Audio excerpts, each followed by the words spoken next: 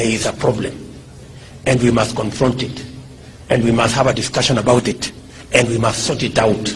We can no longer live in denial.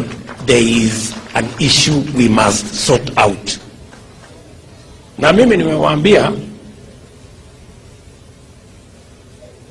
mimi si wazimu. I am the Deputy President of Kenya and I am not a madman.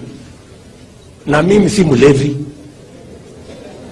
Na mimi si mjinga. I know what I'm saying. There is an issue we must sort out. So wachana na matusi. Wacha hasira. Kuna watu wengi wako na hasira. Oh, mbona Ruto anazungumzia wheelbarrow, mbona hiyo. My friend, wacheni hasira. Hii wheelbarrow ambayo inaleta shida hii Kenya na hii mkokoteni, what is the problem? It tells you there is a huge majority of Kenyans where a wheelbarrow means life and death. It means whether they have a square meal or not. Na wewe unajifanya na hiyo mambo yako mingi kwa sababu wewe ni mtu mkubwa, unadharau wheelbarrow.